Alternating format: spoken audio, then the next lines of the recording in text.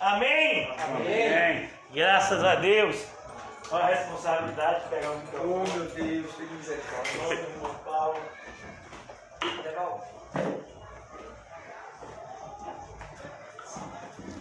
Amém, irmãos? Volta de novo. Cameraman. Apóstolos. Esterilizador, apóstolos. Olha, rapaz, é muito obreiro. Segurança no fundo, garantindo. Amém. Graças a Deus, irmãos. Obrigado, Deus, por essa alegria santa. Hoje nós vamos tratar, irmãos, acerca de um assunto bastante sério e triste, né?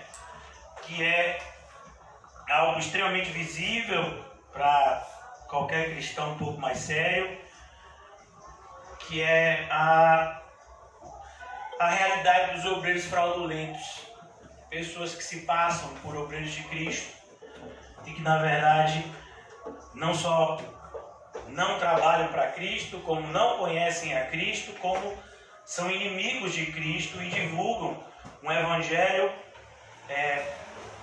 diferente, levando as pessoas por um caminho de maldição e não pelo caminho da salvação, que deveria ser a propagação do verdadeiro evangelho. Então, dos capítulos 2 ao 5, como eu já tinha dito anteriormente, aqui em 2 Coríntios, Paulo está defendendo o seu ministério, principalmente desses obreiros fraudulentos que eram cristãos judaizantes na sua grande maioria. E aqui a partir do versículo 4, o apóstolo Paulo ele vai falar, principalmente dos versículos 1 ao 6, da fidelidade do seu ministério. E eu queria justamente pegar essa parte inicial aqui, desse trecho, para a gente tratar acerca de um tema. E eu separei para vocês 8 características dos obreiros fraudulentos. E eu quero que isso fique muito claro para vocês ao término dessa mensagem, porque chega muitas vezes, né? Às vezes a gente chega a pensar, né, que é uma inocência de alguns acreditarem, não, mas todo mundo é de Deus, todo mundo está falando do Evangelho, todo mundo está carregando a Bíblia, por que essa necessidade de expor as falhas e coisas semelhantes?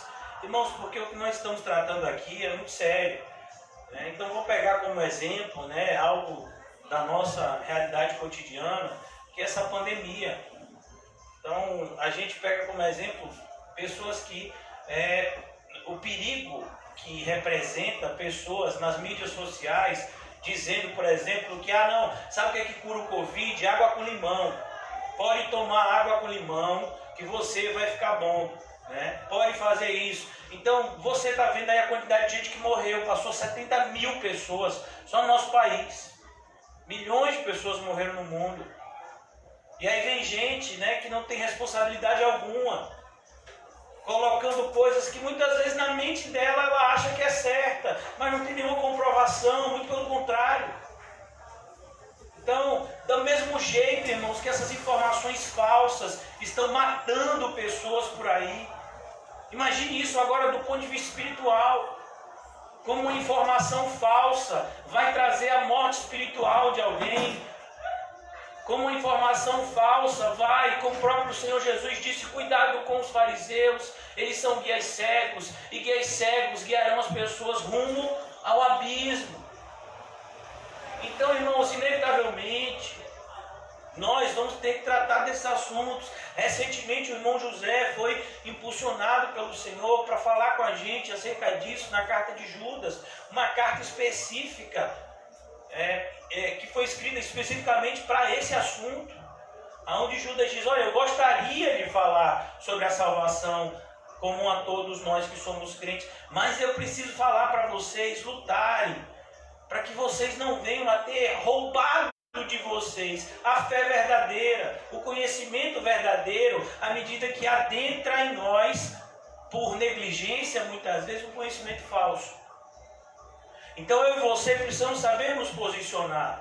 E uma das coisas que a gente tem que saber é justamente evidenciar a falsidade dos falsos. Então, quando uma pessoa diz, por que você está falando que determinada pessoa não é um homem de Deus? E aí você vai dizer, por causa disso, disso. E você vai mostrar na Bíblia isso. Não é simplesmente dizer, porque eu não gosto da maneira como ele prega. Uma vez uma pessoa disse, não gosto de fulano, eu acho que fulano é de Deus, porque fulano grita. Não. As características daquilo que é certo e daquilo que é errado estão todas na Bíblia. As características dos obreiros de Deus estão na Bíblia, assim como as características dos obreiros fraudulentos também estão. Então nós precisamos ter essa maturidade de conhecer a diferença do certo e do errado, para que possamos estimular uns aos outros aquilo que é certo e corrigirmos uns aos outros, quando necessário, naquilo que é errado. Então, hoje nós vamos tratar desse assunto, à luz daquilo que o próprio apóstolo Paulo nos impulsiona a tratar aqui em 2 Coríntios capítulo 4. Amém? Amém. Todos preparados? Eu acho que é por isso que a igreja está mais vazia do que o habitual. Talvez Deus tenha separado, né, esse momento para nós aqui. Versículo 1 do capítulo 4. Pelo que tendo este ministério, perceba mais uma vez, essa palavra se repete. A palavra ministério é a palavra que dá ênfase à ideia de que o cristão ele está sempre desempenhando algum tipo de serviço. Como eu disse a vocês aqui, né, o irmão Calmon está ali na portaria para poder desacreditar qualquer pessoa, né, que queira entrar violentamente aqui na igreja, né? Então ele está ali. 2 Coríntios, capítulo 4. O irmão Edeval já veio aqui como o esterilizador, né? Aquele que estava ali orando para limpar as coisas, o utensílio do templo. O irmão Paulinho, que já louvou, agora já está ali na qualidade de porteiro, né? Junto com o Calmon, lá com segurança. A gente já tem aqui o irmão que orou, ele já é o cameraman, né? Então todos nós temos algum serviço. A irmã Rita, se tiver algum tipo de comida aqui, a irmã Rita vai ser, é o ministério que tem mais oração, é o ministério da divididora de comida, né? E o irmão Rodolfinho está ali, procurando na Bíblia se qualificar para cada vez mais, num futuro próximo, desempenhar algum tipo de serviço. O irmão Reginho, que sempre está junto com o irmão Calmon e a irmã Rita lá nas segundas-feiras. Então nós precisamos entender que a gente está aqui para se tornar um melhor servo. O propósito do nosso conhecimento, irmãos, não é apenas gerar em nós um crescimento intelectual, nem apenas gerar uma intimidade. O conhecimento gera uma intimidade maior com Cristo, isso por si só é maravilhoso, mas também há um propósito de utilidade, no sentido de que à medida que nos relacionamos mais intimamente com Cristo, a gente entende melhor o serviço que Ele espera de nós e, portanto, desempenhamos melhor esse serviço. O cristão ele deve sempre se olhar como aquele que vem para servir e não para ser servido. Felizmente, né, infelizmente, o desenho da igreja moderna não é esse. Você vai encontrar, inclusive, na igreja contemporânea, né, a figura daqueles que trabalham na igreja de carteira assinada. Então você vai ter na igreja, o porteiro, ele tem lá porteiro, né, e a igreja tem lá, da igreja, quem limpa a igreja tem lá sua carteira assinada. Hoje em dia a gente está vivendo esse momento onde na igreja as pessoas trabalham por dinheiro, inclusive o pastor. Mas isso é uma anomalia, não deveria ser assim.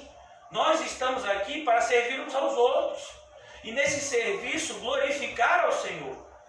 Por meio desse serviço, né, demonstrarmos que o nosso cristianismo não é um cristianismo fantasioso, mas é um cristianismo verdadeiro.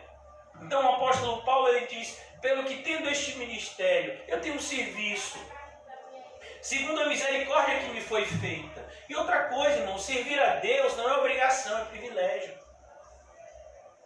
O irmão Paulo sempre fala, né, como ele se sente bem quando está louvando, o irmão Marcelo a mesma coisa.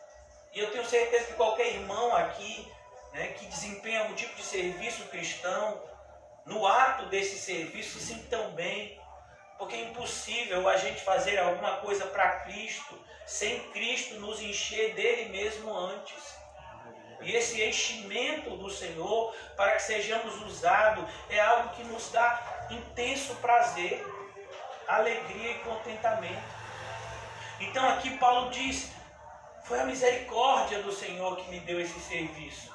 E com certeza o apóstolo Paulo tinha em mente, irmãos, algo que todos nós sabemos, que Paulo no passado havia sido perseguidor da igreja. Aquele que havia sido o maior perseguidor da igreja se tornou o maior dos apóstolos. E quando eu falo maior dos apóstolos, não estou falando no sentido de glorificar a Paulo, porque ele mesmo não aceitaria essa glória, mas no sentido quantitativo. Paulo foi o apóstolo que mais viajou e mais evangelizou, como ele mesmo diz em 1 Coríntios 15. Aquele que havia violentado muitos cristãos foi o apóstolo que mais sofreu. Nenhum dos 12 apóstolos, eu incluo aí inclusive o próprio Matias, todos os apóstolos, com exceção do apóstolo João, morreram martirizados. Segundo nos conta a tradição da igreja, a Bíblia nos mostra a morte apenas de um apóstolo, que é o apóstolo Tiago, que acontece logo na primeira perseguição por Herodes. Mas a tradição cristã nos aponta que todos os apóstolos foram mortos, com exceção do apóstolo João, que morreu de velhice. Mas nenhum apóstolo sofreu tanto em vida como o apóstolo Paulo. Aquele que havia causado sofrimento aos cristãos. Teve a oportunidade de passar por muitos sofrimentos para a glória de Cristo.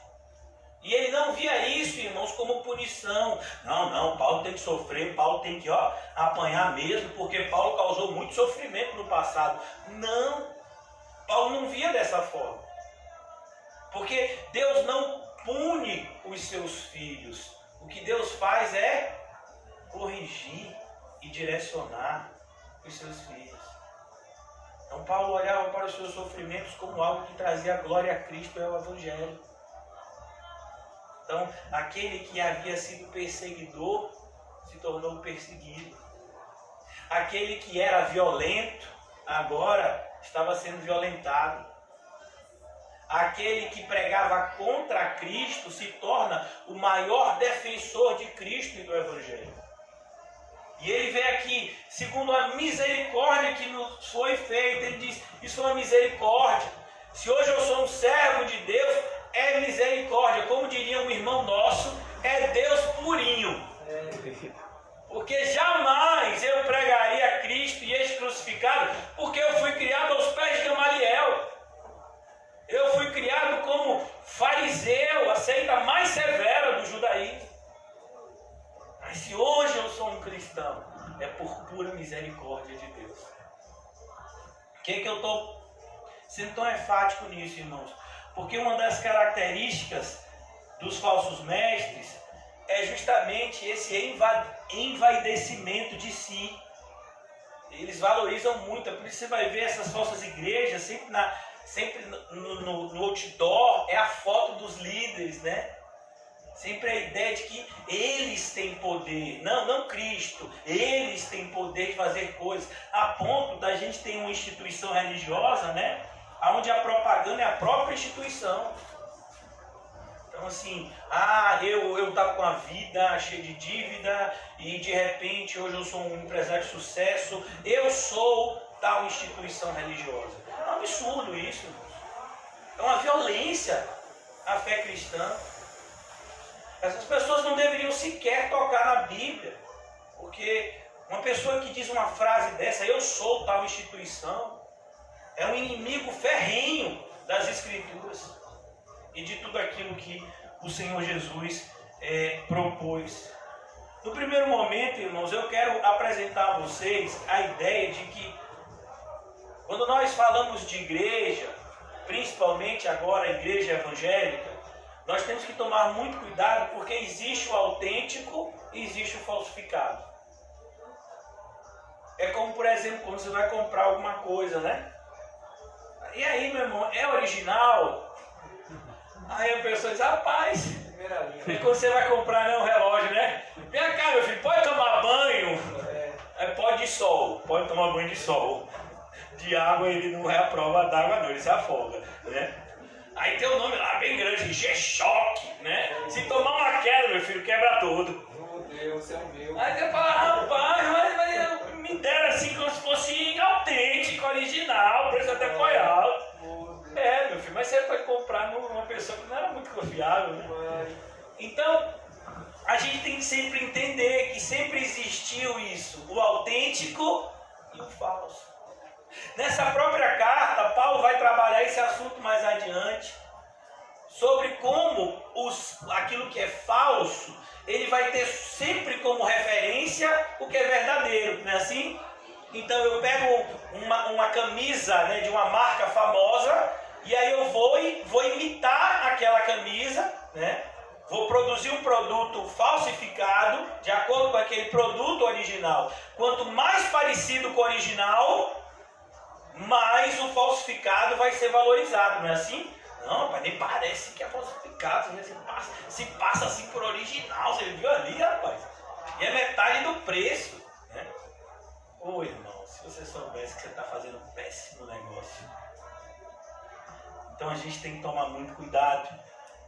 O próprio Senhor Jesus nos disse que existiriam falsos mestres que se disfarçariam de ovelhas.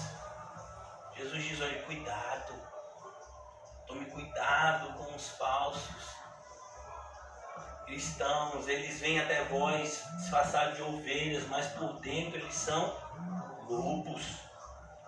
Então aqui ele diz, o apóstolo Paulo, pelo contrário, tendo esse ministério, segundo a misericórdia que me foi feita, não desfalecemos. O apóstolo está falando aqui, eu não vou desfalecer. Por que o apóstolo Paulo está dizendo isso, irmãos? Por conta da oposição que os falsos mestres tinham imposto a Paulo. Paulo tinha chegado a um limite, né, de quase desfalecer. Rapaz, será que vale a pena continuar pregando o evangelho para esse povo? Será que vale a pena? Eles valorizam tão mais os falsos mestres. Será que vale a pena continuar dizendo a verdade para essas pessoas? Vale.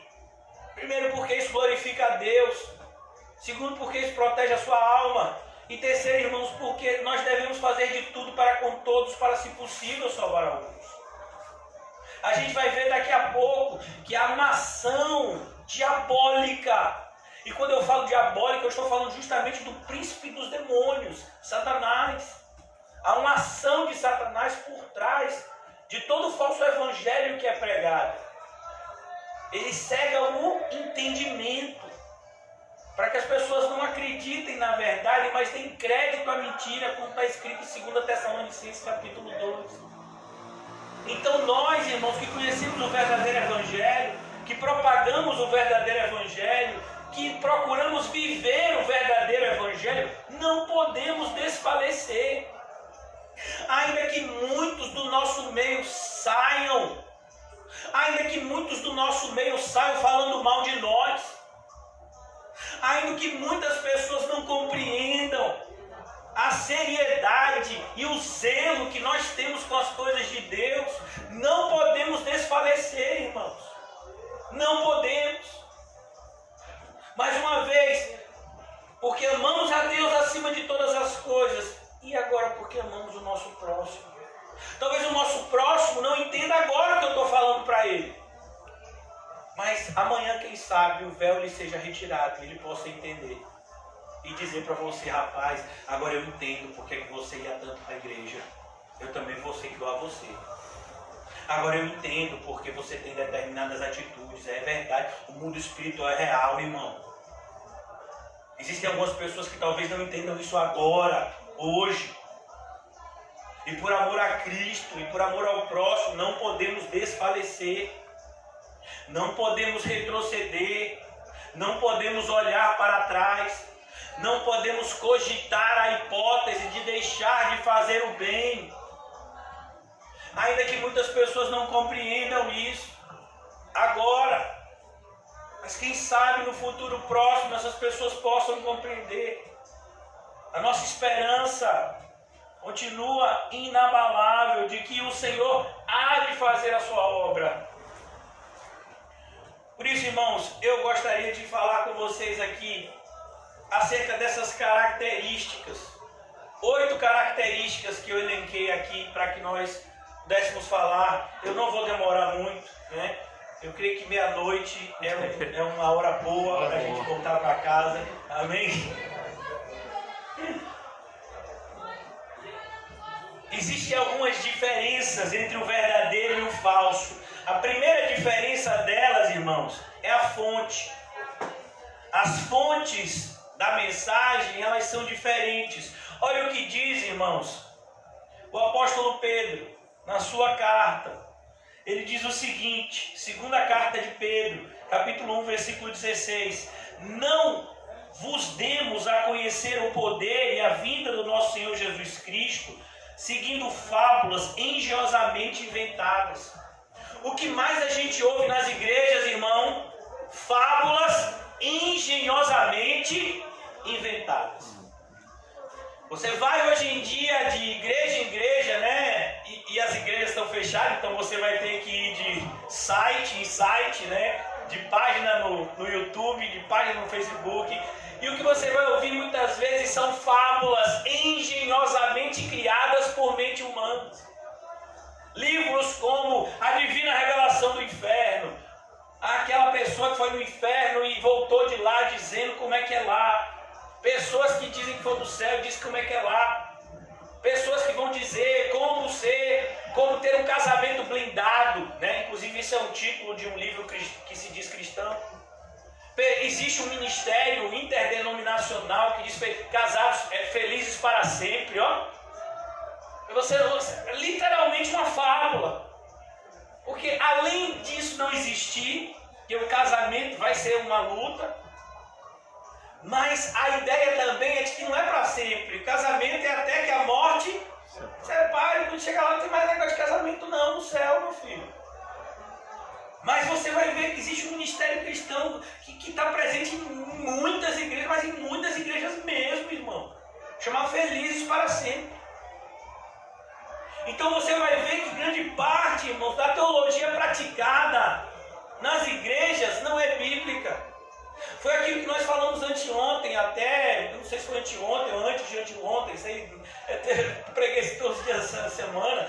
Eu falei esses dias justamente isso, que a nossa teologia, toda a nossa teologia, ela procede da Bíblia.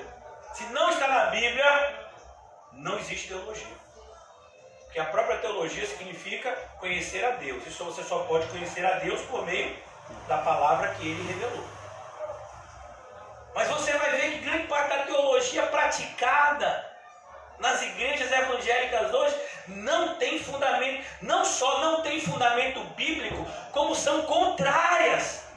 Uma das músicas mais famosas na sua época, graças a Deus nunca mais eu ouvi cantarem essa música, deve ser porque na nossa congregação a gente tem só cantor, né, que é crente. Mas tem uma música de uma dessas cantoras famosas aí, evangélicas, que é Ressuscita-me, né? Eu acho que é o nome da música. Que ela diz, remove a minha pedra. Ó, meu filho, mas quem mandou remover a pedra? Não foi Jesus? Jesus diz, removam a pedra e eu ressuscito Lázaro. Agora não. Agora é a gente mandando Jesus remover a pedra. O louvor é assim. Remove a minha pedra. Ô, gente, remover a pedra foi o que Jesus mandou você fazer. E tantos outros louvores, né, que são louvores totalmente antropocêntricos, voltados para o homem. Existem louvores até que são bonitos. Eu tenho um ministério chamado Ministério Zoe, né? Mas assim, tem uns louvores que são bem bonitos, até alguns louvores são até salmos desse ministério. Mas a maneira como essas pessoas se relacionam com Cristo é uma maneira totalmente reprovável. Eles chamam Cristo de você. Irmão, deixa eu perguntar uma coisa, você consegue chamar Jesus de você? Eu não consigo. Para mim, quando está falando de Cristo, é no mínimo Senhor. No mínimo. E olha que ainda está Senhor e com todo cuidado. Mas a gente vai ver muitos louvores onde as pessoas tratam Jesus como você. Isso não é bíblico, irmãos. São fábulas criadas. Um dos maiores criadores de fábulas Foi um homem que foi extremamente valorizado, até hoje é. Eu creio que recentemente teve um pastor aqui no Brasil que trouxe ele de volta, Benihim. Eu acho que o da Batista lá da PIB, né, trouxe Benihim recentemente aqui no Brasil. Mas não só ele também teve em outros estados do Brasil. Benihim, ele tem um livro, Bom Dia Espírito Santo, que é heresia da capa até a contracapa. É uma pessoa extremamente valorizada, né, no meio pentecostal. Fábulas criadas por pessoas. Então você tem que saber, a primeira característica de um falso obreiro é a fonte dele. A fonte dele não é a Bíblia. O apóstolo Paulo vai dizer em 2 de Timóteo 2,15. Vamos lá rapidinho. 2 de Timóteo 2,15. Qual é a característica do obreiro aprovado? Vocês, eu creio que a maioria de vocês sabe decorar esse versículo. Procura apresentar-se a Deus aprovado como obreiro que não tem de que se envergonhar. Por quê? Maneja bem a palavra da verdade. Então qual é a fonte de todo obreiro verdadeiro? A palavra da verdade. Então tem que ser bíblico, irmãos. Qualquer conselho que você dê ao próximo, a você mesmo, qualquer justificativa para as suas ações, elas precisam ser bíblicas. E elas precisam não somente ser bíblicas, mas estarem contextualizadas corretamente segundo a Bíblia. Porque muitas vezes, né, você pega um texto da Bíblia como Deus é o dono do ouro e da prata, e você justifica isso para dizer que um cristão tem que ser rico. Não tem nada a ver com o contexto. Então a fonte ela tem que ser bíblica e tem que estar no devido contexto das Escrituras. Segundo lugar, isso fica de maneira muito clara, né? A mensagem dos obreiros, a mensagem do verdadeiro para o falso obreiro, ou como Paulo diz, ministro aqui, que ele usa a palavra ministério, em 2 Coríntios 4, a mensagem deles é diferente. Nós pregamos um evangelho que é cristocêntrico. Como disse o próprio apóstolo Paulo em 1 Coríntios, capítulo 2, pregamos a Cristo e a este crucificado. Se não tem Cristo, irmão, não tem evangelho. Então não tem esse negócio de ano de Daniel, de as bênçãos de Abraão. Não, irmãos, é Cristo. Eu fico às vezes assustado que a pessoa diz assim: pastor, lá na minha igreja vai ter um culto evangelístico. E os outros cultos eram o quê? E como é que você pode cultuar a Deus sem falar do evangelho? Como é que pode ter algum culto que não seja evangelístico, irmão? Se a essência da igreja é o evangelho de Cristo e o Cristo dos evangelhos. Então a mensagem deles é diferente, irmãos. A essência da mensagem, o que nós vemos hoje em dia é que a mensagem da maioria dos pastores evangélicos é uma mensagem, me perdoe a palavra, eu vou explicar o significado dela, é uma mensagem antropocêntrica. É uma mensagem, essa palavra antropó quer dizer o homem. Então a mensagem hoje em dia é que é uma mensagem para agradar ao homem, não para agradar a Deus. O apóstolo Paulo diz: eu não prego para agradar homens, eu prego para agradar a Deus. Mas hoje em dia não, hoje em dia a mensagem é para agradar a homens. Então, por exemplo, irmãos, toda a pregação da maior parte das igrejas evangélicas hoje está girando em torno da pandemia. Como se a pandemia fosse o centro das nossas vidas na atualidade. Não, meu filho, o centro da minha vida e da sua continua sendo Cristo. O centro da nossa vida tem que ser o mesmo de antes da pandemia começar. Cristo e este crucificado. E essa pandemia que nós estamos enfrentando deve ser vista por nós como cristãos. Em momento nenhum quero externalizar uma insensibilidade. Não, nós somos muito sensíveis sim ao que está acontecendo. E por isso pregamos a verdade. Porque nós sabemos que a única forma dessas pessoas que estão morrendo terem algum tipo de esperança é morrerem com Cristo. Porque nós sabemos que mesmo esses que terão essa enfermidade, serão curados, como nós vamos ver, muitos que foram curados, a única esperança para eles é Cristo, porque em algum momento eles vão morrer, não de Covid, mas de outra coisa. E eles vão precisar da fé em Cristo para serem salvos, ou então estarão em eterna condenação. Nós estamos sensíveis a isso. Não podemos mudar o nosso discurso, a nossa mensagem por conta das circunstâncias. Hoje em dia tudo tem girado em torno dessa pandemia, como se a igreja tivesse essa autonomia de mudar a sua mensagem por conta de uma circunstância passageira. Não! A nossa mensagem tem 2000 anos. E a igreja já passou por situações muito sérias de perseguição. Não podemos mudar a mensagem. Mas o que nós vemos é isso. Os obreiros fraudulentos, eles têm essa mutação na sua mensagem.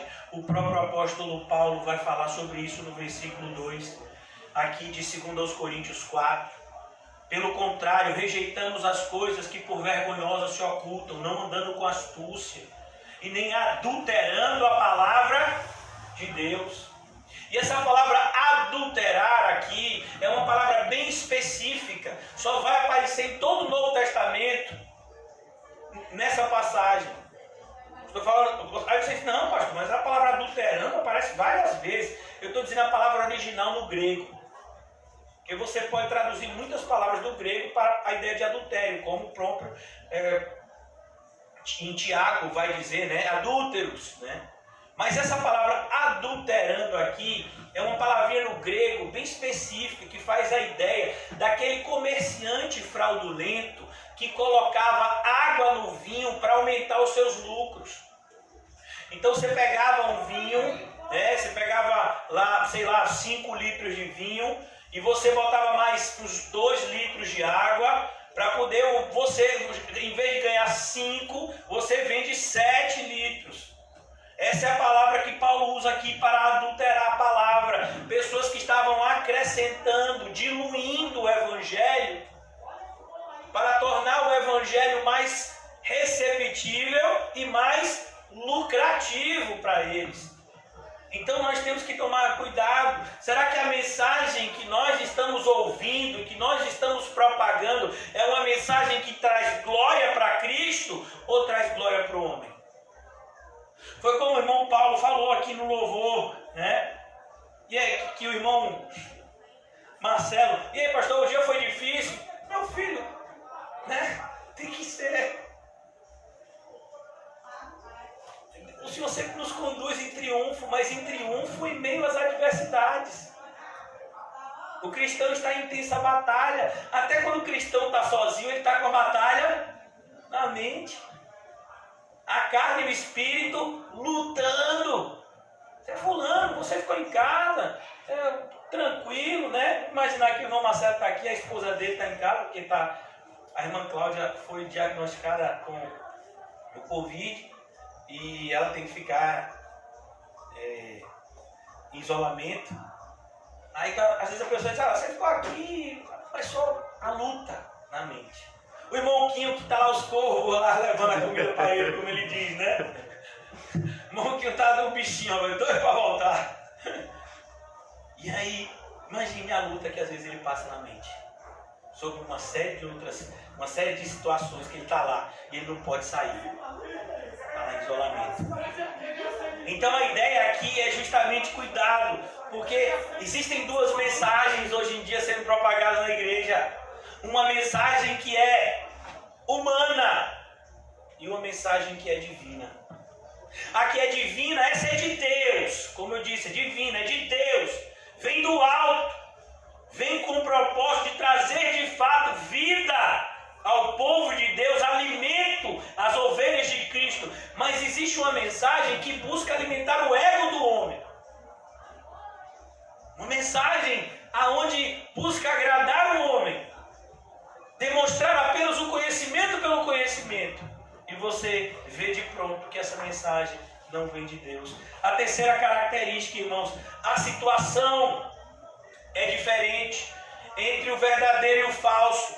O verdadeiro evangelho só pode ser propagado pelos filhos de Deus. Enquanto que o falso evangelho é propagado pelos filhos do diabo. A situação é diferente, irmãos. O próprio apóstolo João vai falar a respeito daqueles que abandonaram a verdade. Na primeira carta de João ele diz: eles saíram dos nossos meios. Sabe por quê? Por quê? Porque nunca foram dos nossos. Passaram tempo com a gente, mas nunca foram dos nossos. Demas passou um tempo na igreja, um tempo considerável. Mas o apóstolo Paulo tem que dizer, porque Demas ama o mundo. E aí você pega essa passagem lá em 2 Timóteo capítulo 4, versículo 10, Demas amava o mundo. E você pega lá em 1 João e diz, todo aquele que ama o mundo, o amor do Pai não está nele. Então você vê logo, Demas nunca amou a Deus. Ele esteve na igreja por conveniência durante algum tempo. Até que as circunstâncias mudaram e já não era mais conveniente para ele ser cristão. Então, rapidamente, ele procurou uma outra fantasia. Muitas vezes nós estamos, diante de pessoas que estão fantasiadas de cristão. Por que aqui na nossa congregação, o pastor, eu sou o pastor, o irmão José, em breve também vai ser pastor, o bichinho só não está carregando ainda, esse fardo, porque o Senhor está dando um tempinho para ele. Mas por que a gente não usa terno e gravata? Por quê? Por que a gente não se parece com os demais pastores, da igreja contemporânea de hoje? Porque a gente aprendeu com o Evangelho que Cristo pregava com roupas comuns. Cristo não vestia roupas de luxo. Cristo se vestia como eu e você, com ordem, decência. Mas a gente não se veste como os ricos. A gente não se veste como um deputado, como um juiz. A gente não se veste como as pessoas, como os empresários ricos, com terno e gravatas luxuosos. Não, a gente não. Muito pelo contrário, a gente tem que demonstrar uma simplicidade na nossa maneira de viver. Inclusive nas nossas vestimentas. Você vai ver Pedro falando inclusive para as mulheres. Vocês mulheres, cuidado para não ficarem usando roupas assim luxuosas. Mesmo se você tem condição, você agora é uma outra criatura. Então aqui a gente vai ver, há uma diferença. Um é filho de Deus, o outro não é. A quarta característica dos obreiros fraudulentos é o que a mensagem dessas pessoas produz. O Senhor Jesus é muito enfático quando ele diz: olhe, os fariseus atravessam o mar para fazer um prosélito. E todos vocês já sabem o que é um prosélito, pois já falamos algumas vezes. O prosélito era aquele que se convertia ao judaísmo. Tinha duas formas de você ser judeu. Ou você nascer judeu, e você era judeu por nascença, ou você se tornava judeu. Você ouvia a mensagem do judaísmo, você dizia: não, eu quero adorar o Deus Jeová. Então você era circuncidado e você fazia um compromisso lá diante da sinagoga. Tinha uma série de rituais que era feito, e aquela pessoa então começava a frequentar a sinagoga e a viver como judeu. E esse judeu que não era judeu de nascença, ele era conhecido como prosélito. Ele foi convertido ao judaísmo. E os fariseus, eles buscavam muitas vezes isso. Vocês sabem que quando Jesus aparece, quem é que dominava o mundo conhecido? O Império Romano. O próprio Israel era uma dependência de Roma, dependia de Roma, era uma província romana, lá a região de Israel, da Galileia, ali dividido lá em 4 partes, era uma província romana. Então existia ali muitas pessoas que não eram judeus, que tinham ligações com o Império Romano, e para as pessoas, para o judeu era conveniente. Então imagine eu converter um centurião romano ao judaísmo. Ele vai ficar meu amigo. Tem gente hoje em dia que quer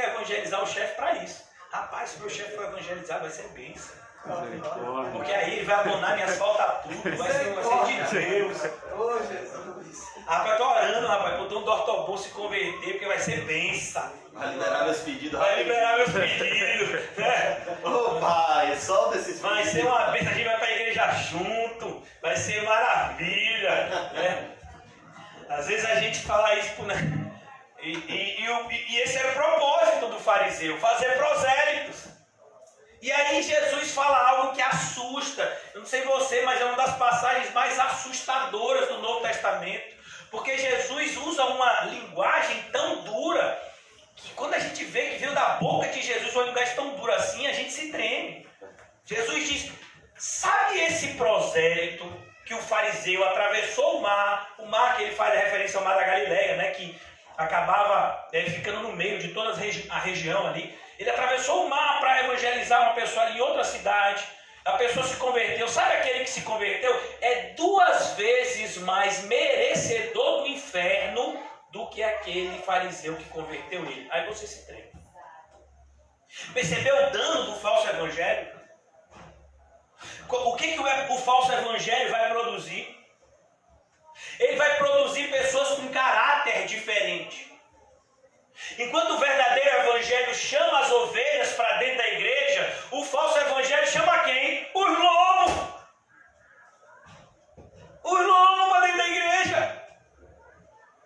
Enquanto o verdadeiro evangelho chama as pessoas para uma santificação na igreja, o falso evangelho chama as pessoas para um mundanismo dentro da igreja. O fruto da mensagem é outro. Lá em Apocalipse capítulo 22, a gente vê isso de maneira muito clara. Que iria acontecer dessa forma, como está acontecendo. O santo irá se santificar ainda mais. Aonde? Uma verdadeira igreja, ouvindo o verdadeiro evangelho, diante de verdadeiros irmãos que foram regenerados. Mas ele diz, o sujo, suje-se mais ainda. E muitas vezes o sujo, irmãos, ele está numa falsa igreja, diante de falsos pastores, no meio de falsos irmãos, seguindo um falso evangelho. Que infelizmente, numericamente falando, é muito maior a quantidade de pessoas que seguem um falso evangelho do que aquelas que seguem o verdadeiro. A gente fala isso com a tristeza que dá vontade de chorar. Porque deveria ser motivo de alegria, né? Pô, passa aqui no Alto das Pombas, tem igreja evangélica num monte de lugar, que legal. Aí você chega e passa um dia e ouve a mensagem que está pregando naquele... Não é possível que essa igreja é evangélica. Está falando isso. Aí você conversa com um evangélico que congrega em determinada igreja no começo do bairro aqui. E aí você vê ele falando e fazendo coisas assim. Você diz, meu irmão. Não, meu pastor quem disse que eu tenho que fazer assim? Como é? Seu pastor disse que você tem que fazer política com o nome de Jesus? O meu pastor mesmo é candidato aí, disse que a gente tem que votar nele para os crentes dominarem o mundo. É Pink Cérebro. Era um desenho animado, 2 ratinhos que eles viviam dominando, criando planos para dominar o mundo. Não é da sua época não, viu, José? Nem na época de Rodolfo, vocês são novinhos. Acho que é da minha época, eu também. Eu que sou dessa época. Eu assisti, pastor. Né, meu filho? Então, você assistiu? Então, mas você já deve ter assistido ele já depois, porque você é novinho. Você tem quantos anos, Rodolfo? 33. Rodolfo não é tão novinho não, isso tá certo. Então, a ideia que a gente tem que ter, irmãos, é que a gente tem que tomar muito cuidado, porque se existem ímpios na prática aberta de impiedade numa igreja, e a igreja é verdadeira, a igreja vai fazer o que o apóstolo Paulo fez em 1 Coríntios 5 com aquele jovem que estava cometendo incesto. É isso que a igreja verdadeira faz. Como esse negócio, você está querendo conviver com a mulher do seu pai e se dizendo crente e querer desempenhar a função de liderança na igreja? Aqui não, viu, jovem? Ô mestre, aqui não, viu? E aí, foi embora. Depois ele se arrepende, segundo a maioria dos estudiosos defendem. E o próprio apóstolo Paulo diz, recebe, ele se arrependeu, ele parou com a prática do pecado. Então, O fruto da mensagem verdadeira é totalmente diferente do fruto da mensagem falsa. O próprio Jesus, de maneira muito enfática, ele vai dizer, porque uma árvore boa produz um fruto bom. E Jesus, ele não se preocupa em ser redundante, mas ele quer trazer em nós uma ênfase a isso. E diz, é impossível que a árvore boa produza um fruto ruim. E a verdade oposta é igual. A árvore ruim vai produzir um fruto ruim. E não pode uma árvore ruim produzir um fruto bom. Então o falso evangelho, junto com os falsos obreiros, eles podem até aparentar bons frutos, mas é só aparência. É como um fruto lá, eu sempre me esqueço o nome, cloroquinas, né? Coloquíntidas, né? Que os discípulos lá de Eliseu estão comendo e depois descobrem que aquele fruto era venenoso. Então é a mesma coisa, cuidado, irmãos. Muitas vezes você vai olhar para pessoas, né, para pastores do falso evangelho, ou até que pregam um evangelho, né, meio que misturado, tem verdade, tem mentira. Muitos estão adotando essa forma agora porque é mais convincente.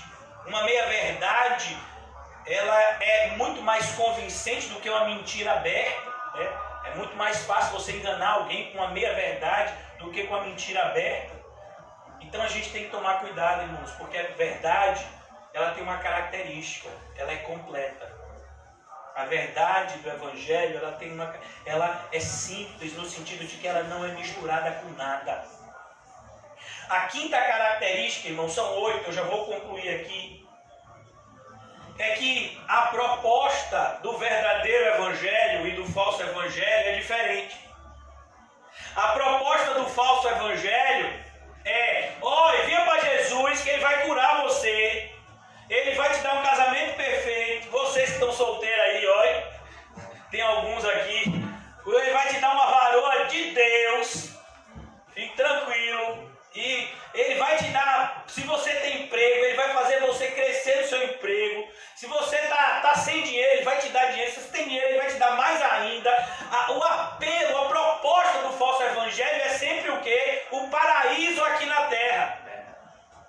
A proposta do verdadeiro evangelho, meu filho, a pegada é: renuncie a tudo, tome a sua cruz, siga Jesus. A proposta do verdadeiro evangelho é: arrependa-se. Vem cá, pai. O camarada me ofereceu casa, aí você está aqui mandando me arrepender. Eu acho que eu vou para lá, viu? É só para essa rua. Ou descer. Ou descer. Para lá, para cá, né? O que não falta é propostas aqui, né? Ao redor. Então a gente tem que tomar muito cuidado. Porque se você está ouvindo alguém que quer te convencer de que de alguma forma você vai encontrar um paraíso aqui na terra, essa pessoa não é seu amigo. O céu é no céu. Glória a Deus. No mundo teremos Amém, aflições. Glória a Deus. Aflições na carne e aflições na alma. Glória a Deus. No mundo vai ser tudo difícil para o cristão. Porque o mundo, bem como todas as coisas do mundo, elas odeiam os cristãos. E a gente vai ver nessa segunda carta de Paulo aos Coríntios, provavelmente a gente vai ver isso amanhã, se Deus permitir, o príncipe deste mundo é Satanás. E vai usar toda a influência que ele tem na sociedade. E quando eu falo sociedade, é a sociedade do mundo inteiro, para oprimir e perseguir os verdadeiros crentes. Qual é o propósito do mal? Fechar a porta dessa igreja. Verdade. E abrir no lugar 10 falsas igrejas. Esse é o propósito do mal. Propagar um falso evangelho, divulgar uma falsa piedade, apresentar um falso Cristo. A própria ideia de anticristo, muitas pessoas não conhecem, mas a ideia de anticristo,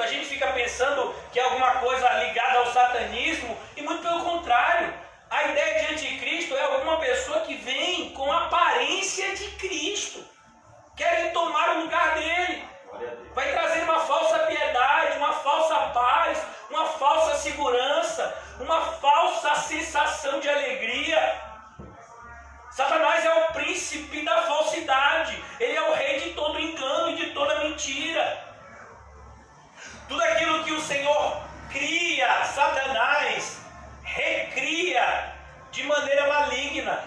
Então você vai ver a igreja, quando o Senhor planta a igreja, Satanás cria o quê? A falsa igreja, que na Bíblia é chamada de sinagoga de Satanás. Quando o Senhor traz o evangelho, Satanás então começa a propagar um falso evangelho. Quando o Senhor fala de novo nascimento, Satanás começa a propagar religiosidade. Ele sempre vai pegar, como eu falei, o falso, ele vai ter sempre como referência o verdadeiro. Uma das coisas mais assustadoras, irmãos, é a constatação bíblica de que todo demônio no passado foi um anjo. Você já imaginou isso? Todo demônio, todo ser que hoje vive para fazer o mal, seres que são inimigos de Deus e de tudo que Deus criou para a sua glória, em algum momento eles foram anjos. Você já imaginou isso, irmão?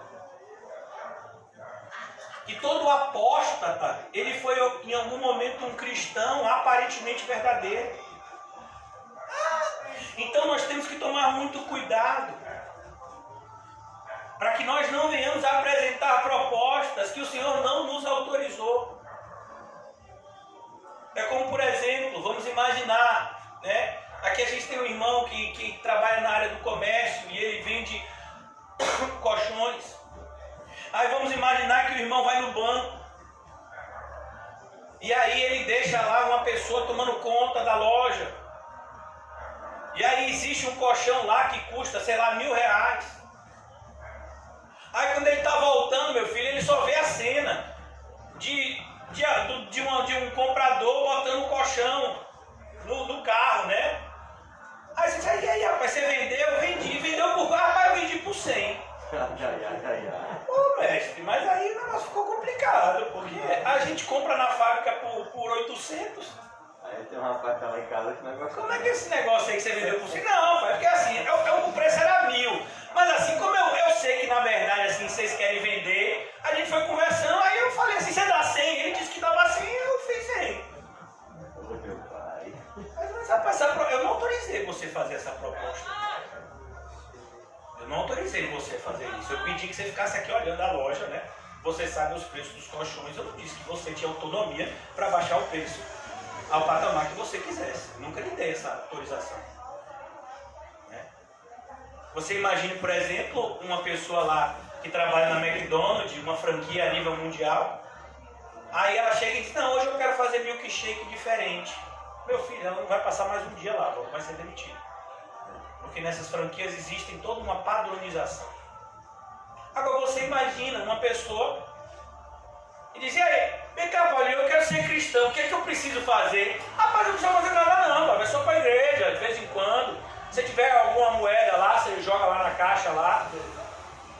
Continua vivendo a vida que você está vivendo, para dar uma lindinha na Bíblia, faz as suas orações, né? Que Deus vai entrar na sua vida e vai te tornar um homem poderoso. Meu filho, é isso que Jesus mandou você dizer? Não. A pessoa pergunta para você, vem cá, filho, eu quero seguir a Cristo, o que é que eu tenho que fazer? Renunciar a tudo. Não, varão, mas aí o negócio foi renunciar a tudo. É, renunciar a tudo, tomar a sua cruz e seguir os mesmos caminhos de Jesus. Mas eu não sei os caminhos de Jesus, eu sei que você não sabe, por isso é que você tem que ir lá na igreja aprender. Você ainda vai ter que aprender o caminho que você tem que seguir. Igual a Abraão. Abraão, sai da casa da tua parentela e vai para o caminho que eu te mostrarei. Abraão nem sabia para onde estava indo. Aí você diz assim, varão, olha, o que é que eu preciso fazer para ser arrepender-se? Arrependa-se. De quê, irmão? De tudo. Você tem que se enxergar como um ser emprestado. Você não vale nada. Ô, varão, me respeite, viu? Eu não vim aqui nessa igreja para ser ofendido. Tá certo? Eu tenho o meu valor próprio. Então, você tem que tomar cuidado. Que tipo de proposta é que você está ouvindo ou que você está fazendo, irmão? Porque o que Jesus mandou a gente pregar foi: arrependam-se. E creiam que é chegado até vocês o reino de Deus. Entra todo mundo no reino de Deus? Entra não, irmão. Somente aqueles que creem. Então, devemos tomar muito cuidado, porque assim como o verdadeiro evangelho produz salvação, o falso evangelho produz o quê? Condenação. O fruto é totalmente diferente. Qual é o resultado da falsa mensagem, irmãos? A obra da carne. Qual é o resultado da verdadeira mensagem? O fruto do Espírito. Como é que eu sei que alguém se converteu? Pela vida que ele vai viver depois de ter sido evangelizado. É a única forma que eu sei de que uma pessoa é crente. E outra coisa, viu? Uma pessoa pode parecer ser crente durante décadas e no final não ser. Então a gente tem que tomar muito cuidado para que a gente não se engane e não engane os outros. Olha, tem que perseverar até o fim. Tem que perseverar até o fim. Mas eu não estou conseguindo, eu acho que eu vou tirar umas férias. Né? Tem gente que está de 2 altos, eu já falei, né? Ó, pastor, nessa época de pandemia eu estou de 2 altos. Fique tranquilo, eu estou sem ir para a igreja, mas eu continuo sendo crente, viu? Essas pessoas já sabem qual é a minha opinião acerca delas. Elas não são crentes. E essa pandemia está servindo para provar isso para elas, para aqueles que quiserem ver que elas não são cristãs. Porque se fossem cristãos, estavam no nosso meio, sofrendo com a gente. Ah, mas aí eu podia pegar o Covid. Você podia pegar, não podia? Eu peguei. Quase morri. A irmã pegou, tá em casa. O irmão Kio está aqui, sendo alimentado pelos corvos. Oh, meu Deus, ajuda. O irmão José pegou também. E aí? Que eu já disse que os corvos já se levantou. Ô, Jesus, vamos orar. Eu falei para ele parar de pregar, arrependimento. Eu acho que Deus vai mandar ele para vir de Sarepta, de Sidônia. Vai, tá chegando a hora. Então, essa ideia de que a gente tem que tomar muito cuidado, irmãos, porque não é só você dizer que você é crente. Como eu disse a você, a pessoa diz, eu sou o presidente do Brasil. Você foi eleito? Não, mas aí eu botei uma faixa, tirei uma foto e botei lá na minha casa, né? Ô, meu filho, você está se enganando. Tem gente que está assim, eu sou crente. É mesmo? Cadê o fruto do seu cristianismo? Irmãos, onde é que essas pessoas acham que elas vão se apresentar naquele grande dia? Se até o tribunal humano você tem várias formas de provar a culpa de alguém, imagine um ser como o nosso Deus que vê tudo. E começa dizendo, os covardes não entrarão no reino de Deus. Aí eu fico imaginando uma pessoa vindo para mim, para você, dizendo, ô pastor, eu deixei de ir para a igreja porque eu estava com medo de pegar o Covid, de repente, né? E tem gente que ainda diz coisa pior. Não, pastor, eu fiquei com medo assim, porque se eu pegasse, não é problema nenhum. Mas de repente eu pego e passo para alguém da minha família, aí vão me culpar que eu passei. Ô meu filho, e aí? Isso é ser cristão. Isso é ser cristão. Você vai ser perseguido. Mudou alguma coisa? Não. Não, porque aí a minha família, meus colegas de trabalho vão me culpar, porque eu fico imaginando assim, eu digo, meu Deus do céu, tá todo mundo indo no supermercado, na farmácia, você vai para as praias, meu filho, quando a gente vai para a boca do rio, o pessoal, quando faz sol, a praia parece que nem tá tendo isolamento, né? O pessoal que tem cachorro, anda com os cachorros todo dia e limpa lá os cocô, o xixi dele. Agora, para pegar o Covid, só pode pegar na igreja. E só pode pegar na CCBR, viu? É verdade. E só pode ser nada do alto das pompas. E, meu Deus, os cultos da gente não dá 10 pessoas. E a pessoa tem... Não, rapaz, se pegou, foi lá. Pois é, o pai de José, pegando referência a José Bastos, ele pegou o Covid. E ele não vinha aqui. Desde que começou a pandemia, que ele não vinha aqui. Então, se ele pegou, com certeza não foi aqui. E tantas outras pessoas. Né? Então a gente fica observando assim, irmão, perseguição sempre vai vir. É isso mesmo. Risco de vida para o cristão é a coisa mais normal do mundo. É isso mesmo. Somos entregues à morte. Somos entregues à morte todos os dias. O dia, não é todo dia não, é o dia todo. Quando o irmão José ficou de Covid, meu filho, não estavam querendo vender nem pão para ele, o pessoal da padaria. Não, ó, José tem que mostrar o exame. Olha, eu tô sem Covid, viu? Para poder vender um pão para ele, o bichinho, por isso ele ficou magro. Oh, meu pai! Oh, Jesus! Ele ia na padaria, quero pão. Você está de Covid, fique lá trancado na sua loja e você ganha mais. Ai, Deus. Então a gente tem que tomar cuidado, irmãos, porque a proposta é diferente, o fruto é diferente. Amor, paz, alegria, bondade, benignidade, longanimidade, mansidão, fé, domínio próprio. Então me perdoe essas pessoas que muitas vezes nos ouvem, que se definem como cristãos, e eu quero dizer de maneira muito direta, não são. Não são. E eu espero que se arrependam da covardia antes do grande encontro com Cristo naquele grande dia. Ah não, mas é porque é minha família, porque isso. Meu filho, Jesus mandou você renunciar a tudo, então pare de querer justificar isso.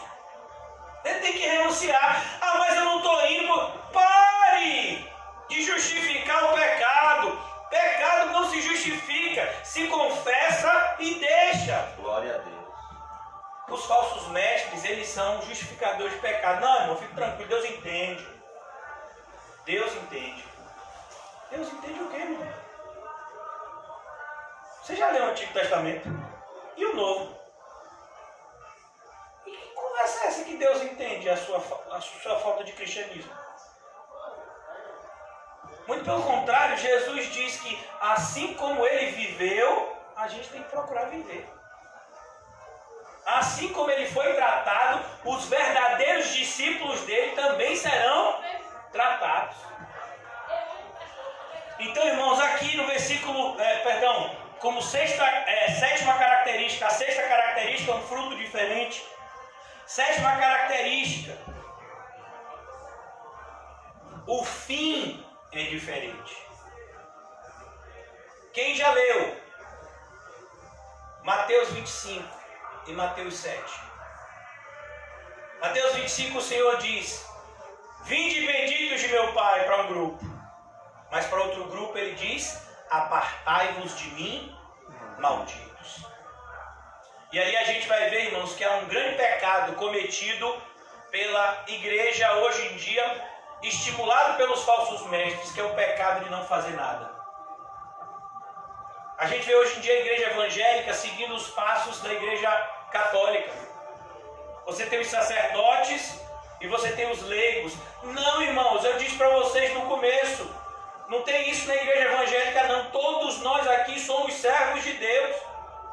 Se somos cristãos, somos servos de Deus, e estamos todos nós empenhando algum tipo de serviço ao nosso Senhor. E precisamos ser obreiros aprovados, todos nós aqui. Não tem essa ideia de sacerdote leigo que foi divulgada pela igreja católica e que tem sido abraçado hoje em dia pela igreja evangélica. Eu, particularmente, quando comecei, o que é que me disseram? Não, você vai para os cultos, ouve as mensagens, chora e dá o dízimo. Parece que a única obrigação que as igrejas estimulam hoje no cristão, qual é? É dar o dízimo. Meu filho, isso é o mínimo. Você dar 10%, devolver 10% do Senhor, isso nunca foi sinal de salvação. Teve gente que deu muito mais e morreu, como é o caso de Ananias e Safira. Não, você tem que ser um servo de Deus, senão você não serve para o céu. Então aqui ele vai dizer, o fim é diferente do falso obreiro e do obreiro verdadeiro. Os verdadeiros obreiros serão recepcionados como Estevão. Vinde benditos. Vem, Estevão. Vem. Os falsos obreiros, irmãos, serão como Saul. Saul é um exemplo de um falso obreiro. Ele Ele foi chamado para ser o primeiro rei de Israel, mas ele apostatou. E teve uma morte desesperadora. Antes de morrer, na tentativa de ouvir a voz de Deus novamente, Deus não fala mais com ele. Ele vai buscar auxílio numa necromante. É como se ele estivesse no centro espírita, atrás do espírito do profeta Samuel.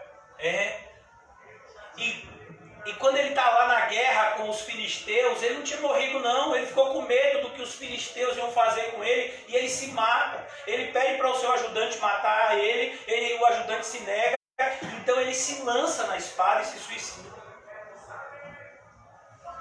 Que desespero! É a morte de um obreiro fraudulento. Um outro exemplo de obreiro fraudulento, maior de toda a Bíblia, Judas. O que foi acontecer com Judas? Ele foi e enforcou-se. Então o final vai ser diferente, irmãos.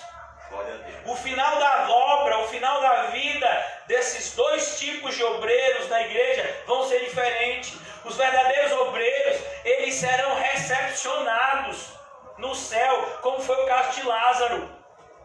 Os falsos obreiros entrarão em desespero, não somente no inferno, mas mesmo antes da entrada no inferno. Pois como está escrito lá em Hebreus, o que resta para eles é a expectativa do juízo vindouro. E eles sabem que horrenda coisa é cair na mão do Deus vivo. A oitava característica, perdão irmãos, a oitava característica e última hoje, quero concluir, perdoe a demora. A oitava característica, e para mim essa é a mais importante de todas, por isso que eu deixei para o fim, é que os verdadeiros obreiros, eles fazem a obra de Deus por amor. Os falsos obreiros fazem a obra de Deus por interesse. Então, irmãos, eu quero perguntar, qual é a motivação? Quando a gente fala interesse, muitas vezes tem interesse financeiro. Às vezes é só o interesse de ser reconhecido como alguém que faz o bem. Existem pessoas, você conhece, eu já tive a oportunidade de conhecer pessoas que amam aplausos. E quando não são aplaudidos, ficam indignados. Eu já frequentei no passado, o falso evangelho, por isso que falo com toda propriedade, que determinados pregadores diziam, ninguém vai dar glória aqui não. Na verdade, aquela glória que eles estavam dizendo ali para dar, não era para Deus, era para eles. Não, um verdadeiro obreiro, ele faz as coisas porque ele ama a Deus. Ele não sente como um fardo servir a Deus, ele sente como um privilégio servir aquele que ele ama. Ele não trata o seu próximo como um fardo, porque ele ama o seu próximo. Temos que tomar muito cuidado, irmãos, para que a gente não se veja com um perigo muito grande, que é fazer a obra de Deus sem amor. Pois a própria Bíblia diz que isso é inútil. Em 1 Coríntios, Paulo é bem enfático. Ele diz, olha, eu posso fazer um monte de coisa aparentemente boa, mas se não tiver amor, é inútil. Primeiro delas, ele diz, é como um sino que faz zoada, mas não tem o quê? Vida. O sino está vivo? Não, mas faz zoada. Então a gente tem que tomar muito cuidado. Eu quero concluir aqui. Amanhã a gente vai retomar de novo de 2 Coríntios 4, porque o meu propósito hoje foi falar com vocês sobre esse tema, obreiros fraudulentos, um perigo real para a igreja moderna. Então a gente tem que tomar muito cuidado. E antes da gente procurar analisar outras pessoas, a gente tem que analisar a si mesmo. Chegar as nossas motivações. Ver sempre como está o nosso amor por Deus e pelo próximo. Sabe, irmãos, eu não venho para a igreja somente para glorificar a Deus, principalmente por isso, mas porque eu sei que uma das coisas que mais glorifica a Deus é a maneira como eu trato o meu semelhante, principalmente como eu trato meu irmão em Cristo. Eu nem ia falar sobre isso, mas aprovei o Espírito Santo que eu concluísse falando sobre esse tema. Quando o Senhor Jesus aparece a Saulo de Tarso no caminho de Damasco, ele fala algo àquele homem que perseguia os cristãos e diz: Saulo, Saulo, por que me persegues? Mas você e eu sabemos que Saulo não perseguia Jesus. Saulo nem acreditava que Jesus havia ressuscitado. Para Saulo de Tarso, quem era Jesus naquele momento? Um falso mestre que havia sido morto justamente por ser um herege e por pregar blasfêmias. Naquele momento, era essa a opinião que Saulo tinha acerca de Jesus. E ele perseguia todos os seguidores de Jesus porque os considerava tão blasfemos quanto o seu mestre morto. E aí, de repente, ele se depara com Jesus e Jesus fala nesses termos: Saulo, Saulo, por que me persegue? E aí, irmãos, você pega esse Saulo, que agora é conhecido como apóstolo Paulo, e ele escreve uma carta aos cristãos em Éfeso. E você pensa que ele está falando da importância do casamento, e de fato ele fala da importância do casamento, mas isso no segundo plano, porque o que Paulo quer mostrar é que a união que existe entre Cristo e a igreja é algo muito mais profundo do que a união mais íntima que existe na terra, que é a união entre marido e mulher. E Paulo diz, a gente usa Paulo está lá falando na carta aos Efésios, olha, existe uma comparação, Cristo de fato, a gente usa isso como analogia, como comparação, como metáfora. Cristo é o noivo e nós, igreja, somos a noiva. Mas essa é uma comparação imperfeita. Porque, não imperfeita porque a Bíblia é imperfeita, a Bíblia é perfeita. Mas imperfeita porque ela não revela a totalidade dessa ligação. Pela nossa incapacidade de entender. A incapacidade é nossa. Aí o Espírito Santo tem que descer ao patamar de falar uma linguagem que eu e você possamos compreender. Aí ele usa figuras como o noivo e a noiva, o cabeça e o corpo. Mas o apóstolo Paulo, falando acerca desse tema, ele diz: porque a ligação que existe entre Cristo e a sua igreja é algo tão profundo que a gente desse lado da eternidade não vai conseguir compreender. De maneira que quando você toca num crente, você está tocando em quem? Em Cristo. Tudo aquilo que você faz para um pequeno Cristo, que é o nome cristão, um verdadeiro cristão, tudo aquilo que você faz para um verdadeiro cristão é como se você estivesse fazendo ao próprio Cristo, isso no sentido positivo e negativo. Vamos imaginar que você está ajudando um irmão em Cristo. Então, há uma promessa sobre a sua cabeça. Eu estava com fome, me deste comer. Eu estava com sede, me deste beber. Senhor, quando foi que fizemos essas coisas? Quando as fizestes a um dos meus ou a um dos teus pequeninos irmãos. A Bíblia não chama irmão qualquer pessoa, não. Quem é irmão? Os filhos do mesmo Pai. Jesus diz: os meus irmãos são aqueles que ouvem e obedecem à voz do Pai que está no céu. Mas existe uma maldição também. Eu estava com fome, você nem se preocupou. Eu estava com sede, você nem se preocupou. Estava doente, você nem deu atenção. E aí? Apartai-vos de mim. Mas Senhor, por quê? A gente nunca te viu. Porque tudo que você deixou de fazer a um desses pequeninos, você deixou de fazer a mim. Olha que coisa séria. Então, quando uma pessoa deixa de vir para a igreja porque está com medo de pegar o coronavírus e deixa de ajudar irmãos e irmãs que estão precisando de ajuda, ela está fazendo isso ao próprio Cristo. É impressionante, por exemplo,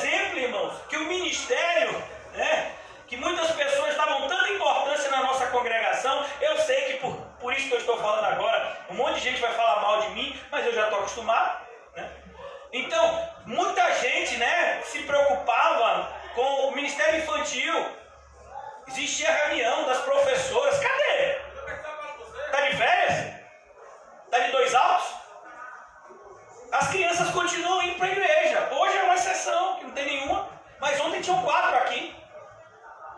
Amanhã, domingo de manhã, provavelmente vão ter algumas. As minhas 2 filhas vão amanhã. A graça de Deus, em nome de Jesus. E aí? Não tem mais ministério infantil? Por causa da pandemia? Acabou, filho? Quem foi que instituiu isso? Então a gente fica pensando, irmão, será que o pessoal está pensando que cristianismo é uma brincadeira? Que eu posso, em algum momento, né? Não, eu decido que eu sou de Cristo, depois eu decido que eu não sou de Cristo. Eu decido que eu sou de Cristo, depois eu decido que eu não sou de Cristo. E como eu já ouvi de algumas pessoas, nunca mais eu piso naquela igreja. Aí depois a pessoa aparece, pastor, desculpa por ter falado isso. Aí eu fico, irmão, tá perdoado. Aí a pessoa nunca mais aparece. Eu digo, mas não tinha pedido perdão. Tu não disse que ia voltar. O que aconteceu? Ah, mas é a pandemia. Meu filho, só tem uma pandemia que está acabando com o mundo e já tem muito tempo. É o pecado. Essa enfermidade, meu filho, esse vírus entrou no mundo por causa do pecado de Adão e Eva e está enchendo o inferno até hoje. É com essa pandemia que a gente se preocupa. Com quem tem coronavírus ou quem não tem, a gente faz a mesma coisa com quem tem câncer, que é uma doença tão mortal quanto, né? Ou às vezes até mais letal do que o coronavírus. O que é que a gente faz? Como foi o caso, né? Vou evangelizar crianças com câncer. Durante algum tempo houve um evangelismo no NASC, né? Núcleo de Apoio a Crianças com Câncer. O que você faz? Diante daqueles pais que podem perder o filho a qualquer momento. Diante de pais que muitas vezes o filho está lá restabelecido, mas que ficaram sequelas. O que é que você faz? O que é que você faz diante de uma pessoa dessa? Você prega o evangelho. Você mostra para aquelas pessoas que o nosso período aqui na Terra é apenas uma parte muito pequena da nossa existência. E que o nosso Deus está no controle de tudo, inclusive das nossas adversidades. E que nós podemos nos voltar para Ele e pedir que Ele nos ajude, não a tirar as adversidades da nossa vida, mas a superá-las por amor a Ele e para a glória dEle. É isso que você prega para alguém que tem Covid. Ou para alguém que está com medo de pegar o Covid. Você prega de tal forma que ele possa confiar em Deus. Que ele possa acreditar que Deus está no controle de todas as situações, inclusive dessa. A nossa mensagem, irmãos, não pode ser adulterada por conta de circunstâncias. A nossa mensagem, ela tem que continuar cada vez mais firme. No momento onde a luz do Evangelho em muitas igrejas tem se apagado, nós precisamos fazer com que a luz de Cristo brilhe mais alto nesse lugar. Glória a Deus. E nós não precisamos de muitas pessoas para isso. Graças a Deus. Que o Senhor nos ajude nessa tarefa tão maravilhosa, que é fazer Cristo conhecido. Primeiramente de nós e depois de todos quanto Ele assim, pelo Espírito, nos soprar. Obrigado, Senhor, pela noite de hoje. Que de fato a Tua palavra, Senhor, nos encha de coragem, de amor, de domínio próprio, Senhor. Características essenciais para qualquer obreiro que de alguma forma, Senhor, esteja trabalhando para o reino dos céus. E nós queremos ser contados como esse, Senhor, que adoram ao Senhor em espírito e em verdade, e que trabalham arduamente e alegremente para que a mensagem do reino seja conhecida. Não nos deixa, Senhor, sermos desestimulados por aqueles que fazem oposição a Ti e ao Teu Evangelho, mas que cada vez sejamos estimulados pelo Teu maravilhoso exemplo, Senhor Jesus, que foi fiel até a morte e morte de cruz. E sejamos estimulados a seguir esse mesmo caminho, que é caminho de salvação. Ajuda-nos, ó Pai. a cumprirmos o propósito estabelecido para nós. Pregar o Teu Evangelho a toda a criatura, batizando e discipulando. Não nos deixa, Senhor, nos entregarmos a motivações humanas, mas que cada vez mais a nossa motivação seja agradar ao Senhor Jesus que nos salvou com o seu próprio sangue. Eu quero apresentar mais uma vez, Pai, como sempre fazemos, a vida dos nossos irmãos enfermos. Glória a Deus. Seja com eles, Senhor. Ajuda-os, não somente na enfermidade física, mas ajuda-os nesse momento de enfermidade física a terem experiências espirituais contigo, para que depois de restabelecidos na saúde possam glorificar ainda mais o Teu nome por meio do fruto do Espírito na vida deles, Senhor. Abençoa, Senhor, essa pequena congregação que a tantos enfurece, mas que nós sabemos que o que fazemos aqui alegra a Ti, Senhor, pois é o Espírito que testifica com o nosso Espírito que somos Teus. Despede-nos em paz, Senhor, e nos mantém sempre debaixo dessa confiança de que o Senhor está no meio de nós. É o Senhor que guia os nossos passos. Em nome de Jesus, amém e graças a Deus. Amém, irmãos? Salvem-se mutuamente com um olhar santo, né? E diga a você mesmo, várias vezes por dia, Deus está no controle. Amém.